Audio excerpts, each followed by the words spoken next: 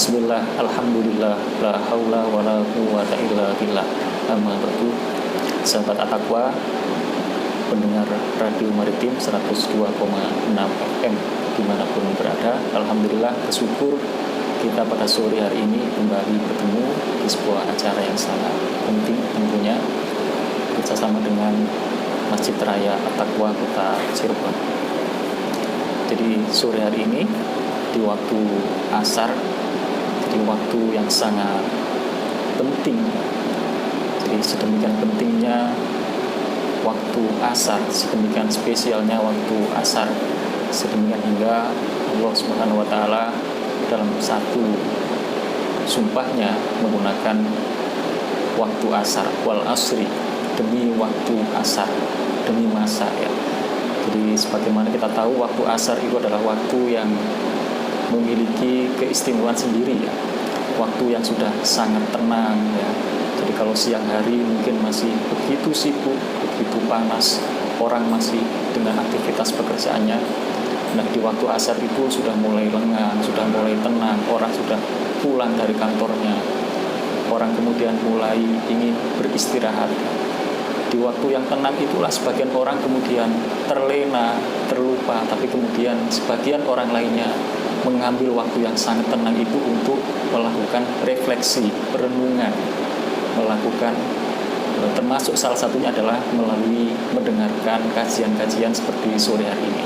Nah mudah-mudahan kita adalah termasuk orang yang menggunakan kesempatan yang tenang itu, waktu asar itu, untuk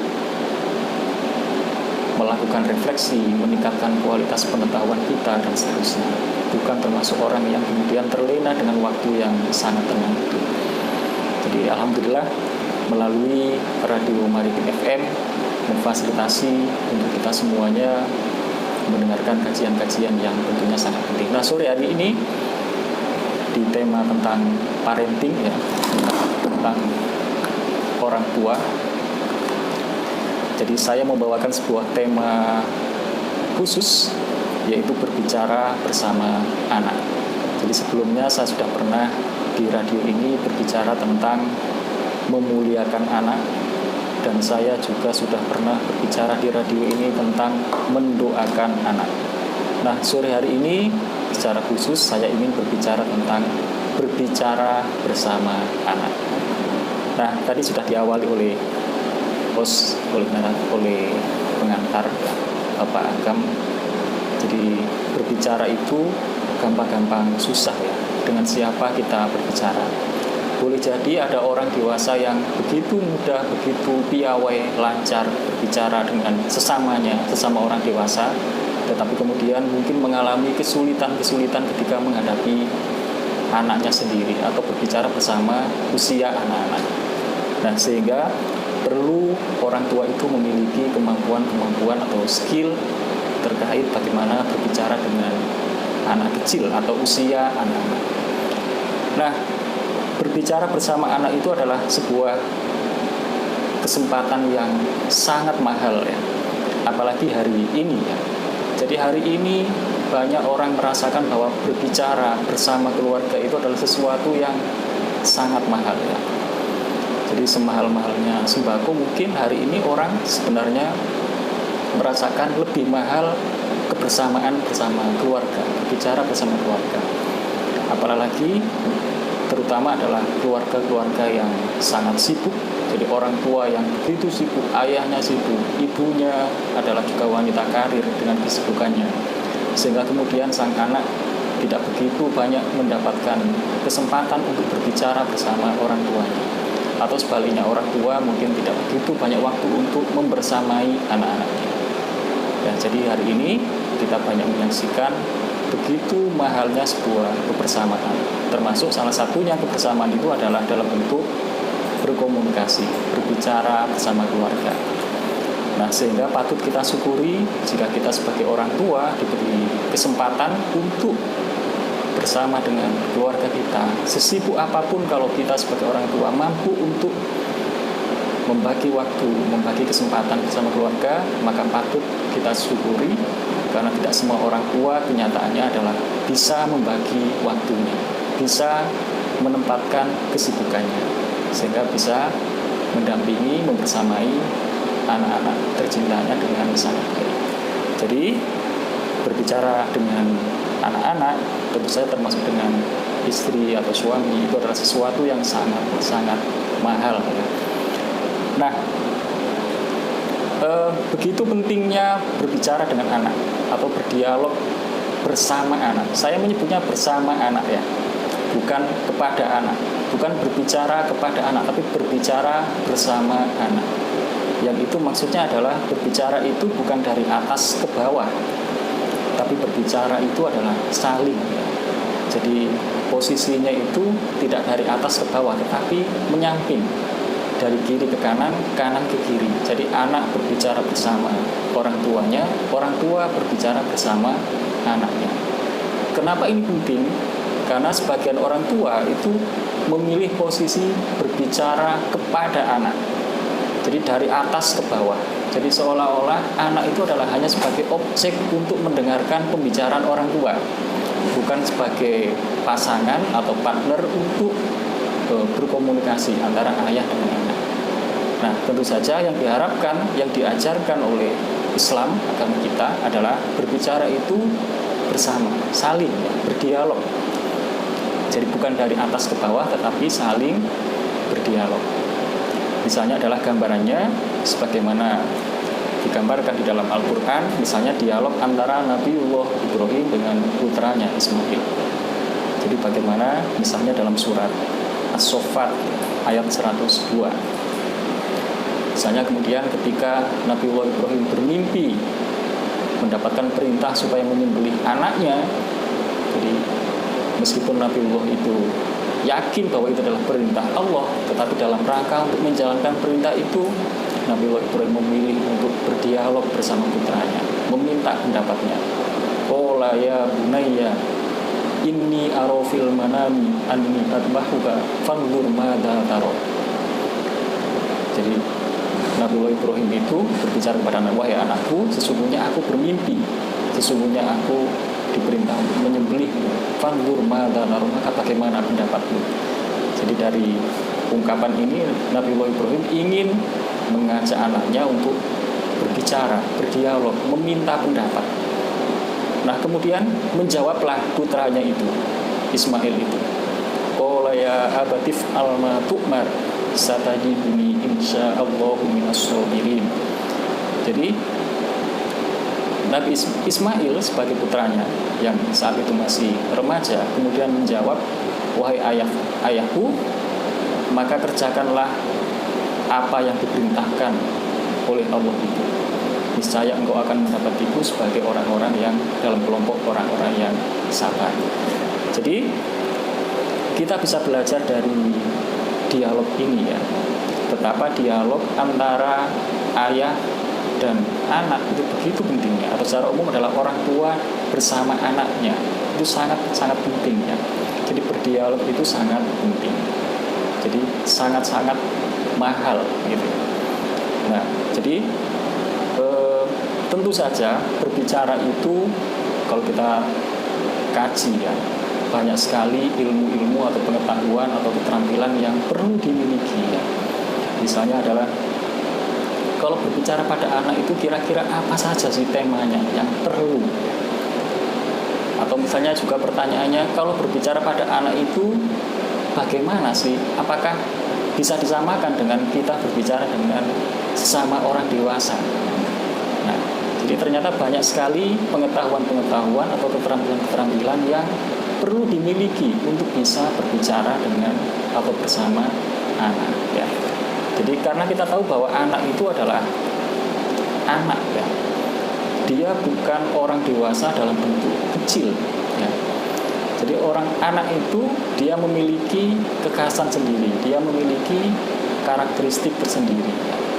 Jadi level pengetahuannya, kemudian karakteristik atau gaya berbicaranya ya, itu dia tidak bisa disamakan dengan orang dewasa. Jadi dia bukan orang dewasa dalam bentuk kecil. Maka kemudian ada orang yang berteori kalau kita ingin bersama anak, maka dia menawarkan sebuah rumus memasuki dunia anak untuk kemudian kita ajak mereka untuk masuk ke dunia kita, ya. Jadi itu artinya adalah ketika kita berbicara dengan anak, kita sebagai orang tua lah yang bisa menyesuaikan, yang lebih banyak bisa menyesuaikan. Jadi bukan anak yang menyesuaikan gaya bicara orang tua, tetapi orang tua yang menyesuaikan dengan perkembangan anaknya. Karena yang bisa menyesuaikan adalah orang tuanya. Jadi memasuki dunia anak, kemudian kita ajak perlahan-lahan anak itu untuk masuk ke dunia kita, ya. Nah, pintu untuk masuk ke dunia anak itu bisa melalui pintu permainan, melalui bermain itu. Kemudian ketika mereka sudah nyaman dengan permainan itu, merasa bersama dengan ayahnya, kemudian perlahan-lahan anak itu kita ajak untuk berkembang menuju ke dunia kita. Nah, jadi itu adalah salah satu formula yang mungkin bisa kita terapkan, ya. Jadi bagaimana kita berbicara bersama anak, ya. Nah, tentu saja pembicaraan itu bukan hanya dalam rangka untuk bersenang-senang, ya, tetapi ada tujuan yang lebih mulia dari itu, yaitu tujuan pendidikan. Nah, jadi berbicara itu juga untuk pendidikan, bukan hanya untuk hiburan atau kesenangan, tetapi yang lebih penting dari itu adalah dalam rangka untuk pendidikan. Nah, sebagai contoh ini hanya sebagai contoh bagaimana berbicara itu untuk pendidikan. Yang kalau diurai sebenarnya pendidikan itu adalah untuk mengembangkan 3 hal, ya. Bagaimana supaya anak-anak kita itu tumbuh penalarannya, jadi mereka bisa bernalar.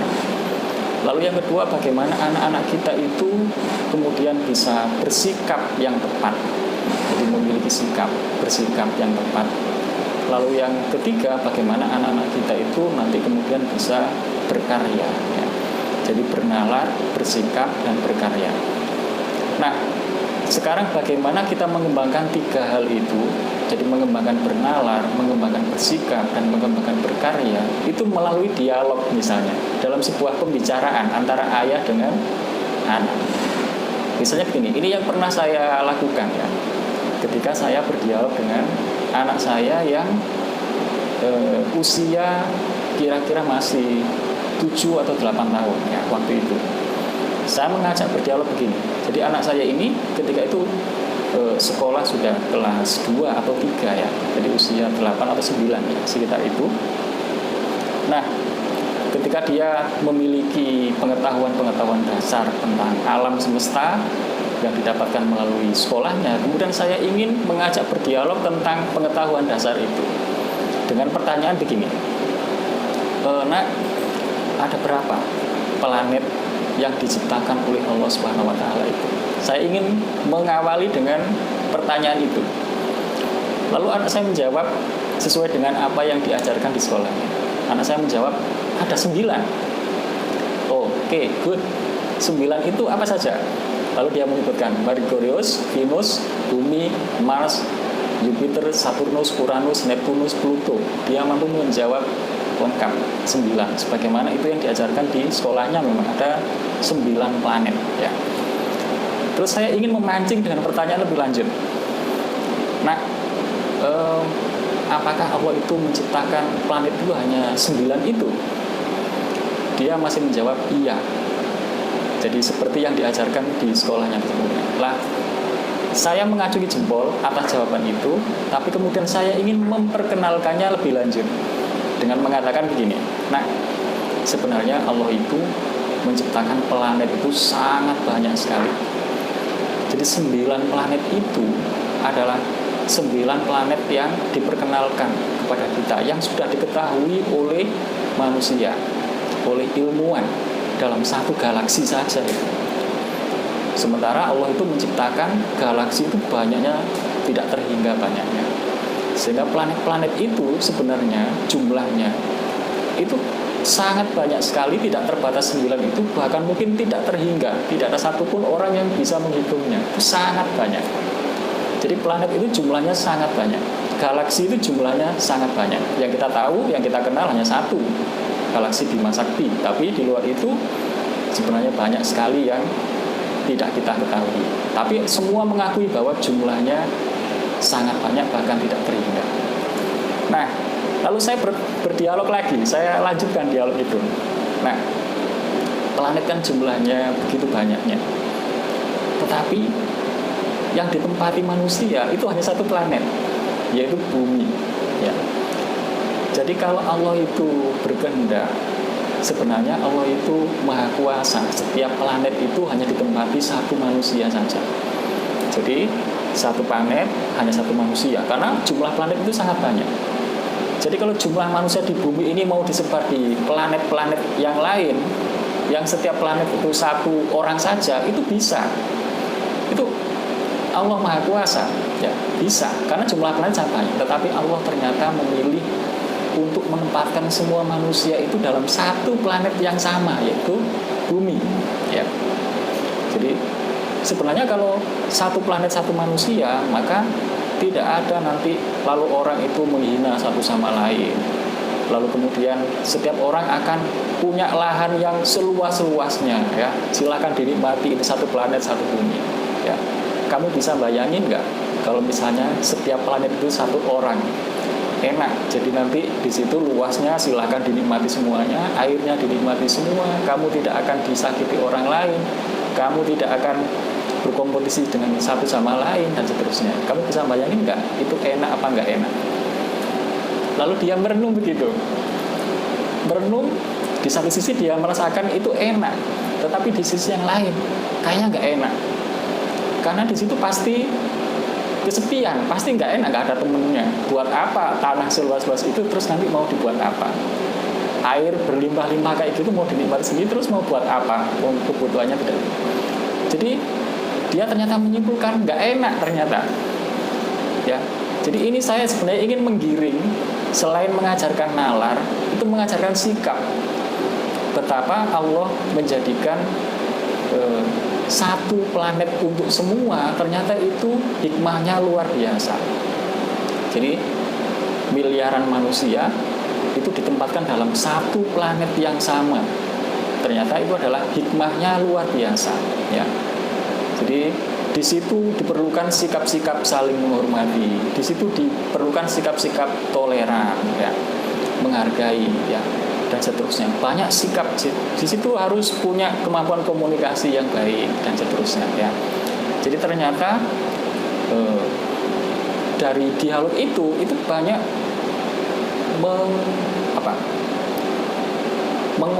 mengoyak emosi, ya. Jadi selain mereka itu tadi lalu kemudian bernalar, jadi mikir ya, bernalar, dia juga kemudian tumbuh sikap-sikapnya, emosi. Oh iya ya, berarti memang Allah itu sengaja supaya kita itu satu sama lain saling mengenal, supaya satu sama lain saling membantu, supaya satu sama lain saling melengkapi dan seterusnya. Ya, jadi ketika kita kemudian dalam satu bumi yang sama, kemudian ada orang yang tidak setuju dengan pendapat kita, ya, lalu ternyata kita perlu memiliki sikap-sikap bagaimana merespon yang seperti itu. Nah, inilah yang saya maksud dengan bagaimana berdialog itu bisa menumbuhkan atau melatih perkembangan nalar, sikap, dan psikomotor anak kita, ya. Jadi perlu sesuatu yang kita jelaskan melalui dialog-dialog itu supaya nanti anak-anak kita itu bisa berkembang menjadi lebih baik, ya. Nah, dari cerita singkat ini menjadi jelas ya bahwa ternyata berkeluarga, ya. Jadi yang nanti kemudian mempunyai anak itu ternyata dibutuhkan sebuah pengetahuan, keterampilan, ya, sikap-sikap, ya, yang kemudian itu bisa kita manfaatkan untuk bagaimana diterapkan di keluarga kita. Jadi intinya dari sini kelihatan bahwa syarat menikah itu salah satunya yang sangat penting adalah harus dia memiliki bekal pengetahuan dan keterampilan yang cukup, ya, terutama adalah pengetahuan tentang keagamaan, karena nanti dia akan memiliki tanggung jawab yang begitu besar untuk kebaikan di dalam keluarganya, ya. Jadi itu baru satu dialog, ya. yang dia satu dialog tadi itu ya hanya 1 saat. Kalau durasi mungkin hanya 1 jam. Padahal kita itu bersama anak kita itu berapa jam? Dalam 1 hari saja, mungkin kalau dipotong tidur, dipotong kerja, ya paling tidak kita harus bersama dengan anak-anak kita itu kan paling 2 jam, 3 jam ya. Mungkin saat-saat pulang dari kerja, menjelang tidur, sampai menjelang tidur. Itu kan saat-saat kita bersama dengan keluarga. Ada beberapa jam. Ya, jadi selain menemani dia belajar di sekolahnya, dipotong itu, kemudian kan kita perlu berdialog, ada dialog. Ya, berarti kan harus selalu ada bahan untuk dialog. Nah, ini yang penting ya. Harus ada bahan. Jangan sampai apa yang kita bicarakan itu saja ya. Jadi misalnya besok apa ya, ngapain ya? Misalnya setiap hari itu yang ditanyakan sama saja, pasti bosen ya. Pasti bosen dan tidak berkembang ya. Jadi berarti kita harus memiliki tema-tema penting, apa yang menarik bicarakan bersama anak-anak kita. Nah, jadi masa pandemi ini, jadi tadi Pak Agam menyebut masa pandemi ya. Jadi saya lagi teringat ya. Jadi ini memberi kesempatan baru ya. Jadi masa pandemi ini banyak orang merasakan ada sesuatu yang baru yang didapatkan oleh sebuah keluarga yang terutama yang kemarin-kemarinnya adalah merupakan keluarga yang sibuk banget gitu ya. Begitu ada kebijakan bekerja dari rumah, sekolah dari rumah, sehingga intensitas pertemuan di dalam rumah itu antara ayah dan ibu lebih intens dari biasanya. Yang kemudian ada rasa-rasa baru ya. Ada kebiasaan-kebiasaan baru ya. Biasanya nggak pernah nongkrongin anaknya mengerjakan PR. Ini ada kesempatan untuk membersamai anak mengerjakan PR. Di sela-sela itu lalu ada ngobrol-ngobrol, ada berbicara ya. Yang kemudian ada pengakuan-pengakuan baru. Misalnya adalah, oh ternyata ngeramut anak itu kayak gini ya. Jadi selama ini diserahkan pada pembantu. Begitu ada kesempatan seperti ini, mulai merasakan, oh ternyata bersama anak itu, ternyata anak saya itu tiap hari seperti ini ya, butuh ini. Nah ternyata salah satu hikmahnya itu adalah, yang bisa dirasakan itu adalah kebersamaan dengan keluarga itu ya. Jadi 4 bulan lalu, saya itu melakukan survei Pak Agam ya. Survei dampak pandemi ini terhadap psikologis sosial ya. Jadi memang saya menemukan ada dampak-dampak negatif yang misalnya ketakutan yang luar biasa dan seterusnya, baik takut dengan pekerjaannya ya. Tetapi di balik itu ada dampak-dampak positifnya ternyata. Misalnya adalah menjadi terbiasa atau rajin berdoa, kemudian menjadi lebih intens bersama keluarga. Itu adalah pengakuan-pengakuan yang diungkapkan sebagai dampak dari adanya pandemi ini ya. Nah, jadi kita syukuri ternyata di balik pandemi ini banyak sekali memberi hikmah-hikmah yang kita dapatkan. Salah satunya adalah kebersamaan dengan keluarga. Nah, kita lanjutkan obrolan yang tadi itu Pak Agam ya. Jadi berbicara dengan anak itu memang ilmu yang dibutuhkan tadi sudah kita bicarakan banyak sekali ya. Ilmu yang dibutuhkan. Tadi termasuk Pak Agam menyebut ada juga anak itu tidak mempan dengan pembicaraan, begitu ya Pak ya, tidak mempan. Iya. Tidak boleh mengarang, tidak ada penjelasannya, tidak, bahkan mungkin tidak pernah itu keluar atau penjelasannya tidak pernah disampaikan gitu ya. Nah, ya. Dan itu diulang-ulang terus begitu ya. Nah, jadi lalu saya ingin menggarisbawahi keteladanan di sini ya. Jadi kata-kata itu tidak akan punya kekuatan kalau kata-kata itu hanya keluar dari mulut gitu ya. Jadi kata-kata yang sama diucapkan oleh orang yang berbeda, itu kedengarannya bisa berbeda. Kalau kata-kata itu keluar dari orang, hanya dari mulut seseorang, tidak melekat dengan hati dan perbuatannya, maka kata-kata itu pasti tidak sama kekuatannya dengan kalau itu dikatakan oleh orang yang memang ucapan, hati, dan perilakunya itu sama ya. Jadi maka tentu tidak efektif kalau kita sebagai orang tua itu hanya ngomong, tanpa diimbangi dengan itu sama atau kesatuan antara kata dengan hati dan perbuatan ya. Jadi keteladanan itu adalah bagian dari bahkan perilaku yang kita tunjukkan di dalam keluarga tanpa kita berkata-kata itu jauh lebih efektif daripada kita berkata-kata tapi tidak melakukannya ya. Jadi perilaku lebih kuat itu efektifnya daripada kata-kata ya. Tetapi kemudian kalau kita perilaku kita itu kemudian kita katakan, maka kata-kata itu juga sama efektifnya, bahkan bisa menjadi menguatkan untuk bisa dicontoh oleh anak-anak kita. Nah, jadi yang penting itu adalah bukan kita belajar bagaimana berkata-kata ternyata, tetapi yang penting itu adalah bagaimana kita menguatkan kata-kata itu. Ya, saya mau memberitahu anak saya supaya jangan begini. Sebelum saya mengatakan itu, saya harus lihat dulu, saya ini begitu atau tidak. Ya, jangan-jangan saya itu masih melakukan itu. Ya, kalau saya masih melakukan itu, saya tahan, saya tidak akan mengatakan itu dulu. Saya perbaiki saya dulu, saya tunjukkan bahwa saya tidak melakukan itu. Ya, anak-anak sudah tahu bahwa saya tidak melakukan itu. Nah, baru kalau saya melarang anak saya untuk tidak melakukan itu, maka kata-kata ini memiliki kekuatan, kan gitu ya, kekuatan. Dan disebut dengan integritas gitu ya. Jadi ini sama ini Pak Agam dengan misalnya kalau ada iklan tertulis silakan ikuti pelatihan untuk menjadi seorang trainer atau public speaker, menjadi seorang pembicara yang handal hanya 3 hari. Itu saya nggak percaya Pak Agam. Hanya dengan 3 hari menjadi pembicara yang handal, itu saya nggak percaya. Kalau menjadi pembicaranya mungkin iya, bicaranya, kata-katanya. Tapi untuk membangun supaya kata-kata itu menyatu dengan dirinya, itu membutuhkan waktu yang cukup lama ya. Jadi kalau saya mau menjadi seorang motivator bisnis, sementara saya itu bukan bisnismen yang sukses, itu apa yang saya katakan nggak punya kekuatan kata-kata ya. Bahkan itu lebih efektif saya menghadirkan seorang praktisi bisnismen yang sudah sukses, meskipun nggak bisa ngomong lancar, itu orang pendengar lebih percaya, kan begitu Pak ya. Nah, jadi intinya adalah di integritas itu ya, kesatuan antara kata dengan perbuatan. Nah, membangun ini waktunya panjang.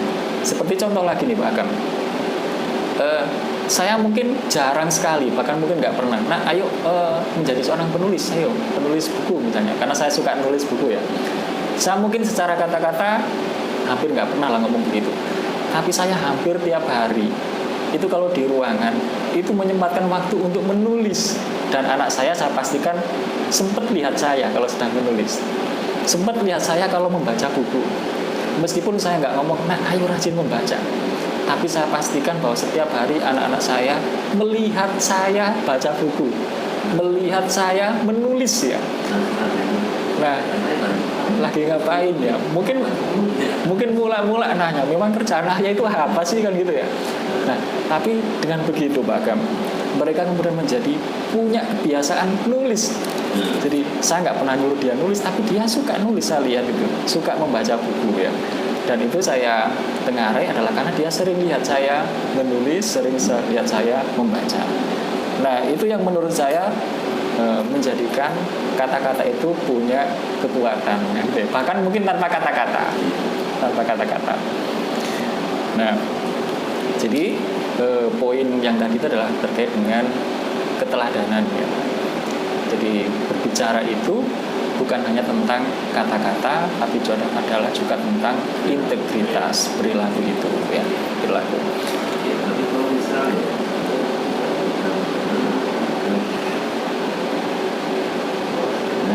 kita nih kurang baik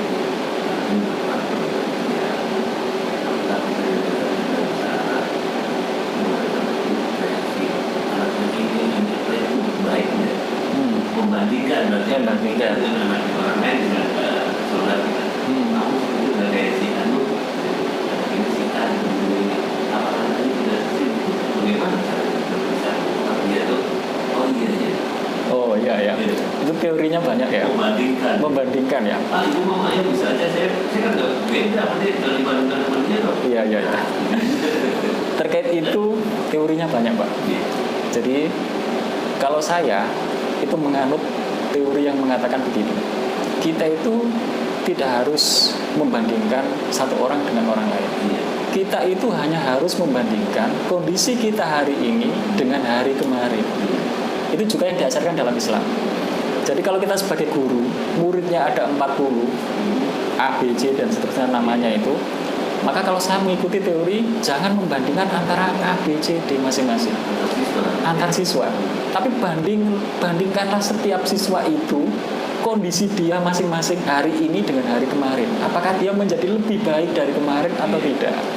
Nah, kalau saya lebih setuju dengan teori yang begitu, membandingkan itu kondisi dia hari ini dengan hari kemarin, dan itu juga yang diajarkan dalam Islam ya. Jadi karena setiap orang dia punya minat dan bakatnya masing-masing, maka kita sebagai orang tua itu mengarahkan sesuai dengan minat dan bakat terbaiknya ya. Minat dan bakat terbaiknya kita dampingi, kita kembangkan, kemudian untuk menjadi seperti apa yang dicita-citakan itu. Nah, jadi apalah lagi kalau ternyata orang tua tadi membandingkan dia dengan anak orang lain, sementara kita sebagai orang tuanya tidak bisa menjadi contoh, hanya bisa membandingkan. Nah, ini yang berbahaya ini Pak. Ini yang berbahaya. Jadi kalau saya lebih memilih untuk role model saja. Jadi orang tua sebagai model ya. Jadi mudah saja sebenarnya indikatornya. Apakah anak-anak kita itu bangga ketika disebut ayahnya atau tidak gitu ya. Jadi apakah kita itu sebagai ayah atau ibu yang dirindukan kehadirannya atau tidak di rumah itu. Kalau anak kita itu lebih senang ketika ditinggal orang tuanya, maksudnya ketika keluar rumah lalu anaknya lebih seneng banget, asik, ore ayah mau keluar, terus keluar kota. Kalau dia merasa senang dengan kondisi itu, berarti kehadiran orang tua ini patut diragukan Pak. Tidak ada yang dirindukan berarti dari seorang ayah atau ibunya. Padahal orang tua yang baik, kehadirannya dirindukan, cerita-ceritanya itu dinantikan, pertanyaan-pertanyaannya itu ditunggu-tunggu, kan gitu Pak. Jadi kebersamaannya, bantuannya, apresiasinya itu kehadirannya dinanti-nantikan. Jadi kalau kita seperti itu adalah gambaran orang tua yang ideal. Kita berlindung, jangan sampai kita itu menjadi orang tua yang tidak dirindukan ya, kehadirannya ya. Jadi mudah saja untuk melihat itu, maka kita sebagai orang tua pasti harus memperbaiki ya. Kalau selama ini anak-anak kita merasa senang dengan tanpa kita, berarti kita harus memperbaiki. Intensitas pertemuan kita harus diaktifkan ya, ditambah. Jadi kalau kita belum bisa bercerita, berarti kita sebagai orang tua juga perlu belajar berkisah Pak. Jadi kan belum semua orang tua itu bisa bercerita yang menarik ke anaknya itu. Jadi saya itu punya koleksi dan harus beli buku bagaimana sih berkisah yang baik. Kisah-kisah yang baik saya juga harus punya referensinya. Terus kemudian saya harus menempatkan waktu, kira-kira kalau saya bercerita itu hari ini tentang apa yang belum, kan gitu Pak ya. Saya juga harus mengingat-ingat apa yang sudah pernah saya ceritakan dan apa yang belum, dan itu penting untuk saya ceritakan ya. Jadi berkeluarga itu ternyata yang harus direncanakan itu banyak sekali Pak ya. Bukan hanya tentang besok masaknya apa ya, menunya apa ya, besok itu ke McD atau ke mana gitu ya, kemana ya, itu penting. Tapi kan itu tidak harus begitu terus kan gitu ya. Itu mungkin sesi-sesi liburannya mungkin akan, tetapi di hari-hari selain itu kan berarti pertanyaannya harus tidak begitu terus. Jadi bukan hanya tentang makanan, tetapi juga tentang tadi itu. Jadi apa ya, kira-kira di rumah ini harus punya apa ya yang kira-kira bisa mendorong, membantu perkembangan minat dan bakat anak-anak saya. Oh, ternyata kayaknya saya perlu beli alat ini deh, Hafizdol misalnya, bla bla bla, untuk membantu murojaah, mengulang hafalan-hafalannya. Kan itu ada boneka yang bisa ayat-ayat Al-Quran begitu Pak ya, untuk membantu mereka. Ya, jadi kita selalu berdoa mudah-mudahan kita dijadikan oleh Allah Subhanahu wa taala sebagai orang tua yang luar biasa, orang tua yang baik, orang tua yang selalu dinantikan cerita-ceritanya, orang tua yang selalu dirindukan apresiasinya. Begitu juga pertanyaan-pertanyaannya.